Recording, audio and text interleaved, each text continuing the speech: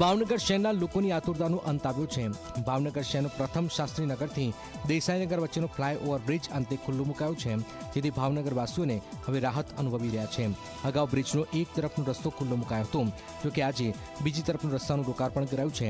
આ બ્રિજ બનતા જ બોર તળાવ રોડ પર વારંવાર સર્જાતા ટ્રાફિક જામની સમસ્યામાંથી લોકોને મુક્તિ મળશે। ઉલ્લેખનીય છે કે ફ્લાયઓવર બ્રિજ બનાવવા માટે 4 થી 5 વર્ષ જેટલો સમય લાગ્યો છે। આ બ્રિજ બનાવવા માટે 18 માસની સમયમર્યાદા નક્કી પણ કરાઈ હતી।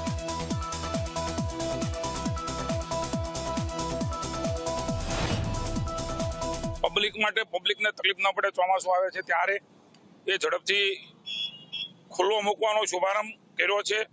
ટેકનિકલ કારણો હોય છે, કોરોનાના કારણો હતા, એટલે સ્વાભાવિક ક્રમમાં રોડની ક્વોલિટીમાં કોમ્પ્રોમાઇઝ નહીં કરવાના કારણે, પુલની ક્વોલિટીમાં કોમ્પ્રોમાઇઝ નહીં કરવાના કારણે થોડું લોકોને કદાચ પરેશાની પડી છે। એના માટે પ્રતિનિધિ તરીકે મને માફી માંગતા પણ જરાય છો જ નથી।